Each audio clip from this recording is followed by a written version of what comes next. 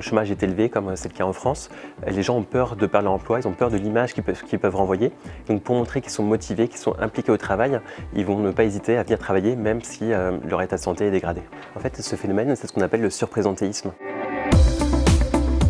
C'est le fait de travailler malgré un état de santé qui mériterait un arrêt de travail. On ne peut pas opposer totalement absentéisme et surprésentéisme. Parfois, on va retrouver des gens qui, suivant le type de maladie ou suivant la période de l'année, vont faire soit des arrêts de travail, soit vont venir travailler malgré un arrêt de travail prescrit par leur médecin. Le surprésentéisme est un phénomène qui touche aussi bien les hommes et les femmes. Et a priori, ce n'est pas le genre qui est un facteur discriminant important. C'est plus la position qu'on occupe de l'entreprise et la taille de l'équipe dans laquelle on travaille.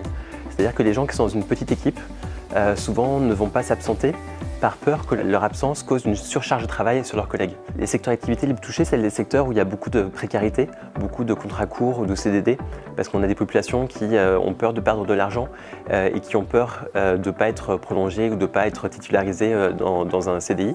Et après, on va trouver aussi tous les métiers où il y a beaucoup de cadres, parce que les cadres en fait sont beaucoup à faire du surprésentéisme pour montrer une bonne image d'eux-mêmes, pour montrer qu'ils ont les épaules assez larges pour tenir leur poste. En fait, il y a des signaux avant-coureurs qu'un manager peut détecter. Ça va être des salariés qui viennent travailler un malade. Le manager peut le voir, par exemple, s'ils toussent, s'ils sont dans un état grippal, par exemple. Le manager peut voir aussi à travers des gens qui ne vont pas prendre de vacances, qui vont rester tard le soir, alors que la charge de travail ne le nécessite pas nécessairement. Le surprésentéisme crée de l'absentéisme à moyen long terme.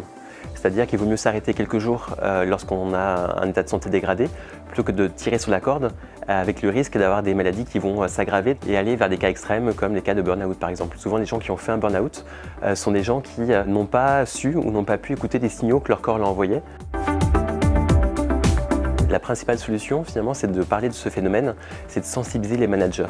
Lorsqu'un salarié voit son manager qui lui dit écoute, j'ai l'impression que tu es un petit peu malade ou que tu n'es pas bien et peut-être qu'il faudrait que tu t'arrêtes 1 ou 2 jours pour revenir en pleine forme, c'est perçu comme un acte de reconnaissance de la part du salarié, parce que ça veut dire que son manager s'intéresse à lui, s'intéresse à sa santé, à sa qualité de vie au travail, et donc derrière, ça crée un engagement plus fort du salarié lorsqu'il va revenir et il sera plus productif parce qu'il sera plus heureux et dans une relation vraiment de confiance avec son manager.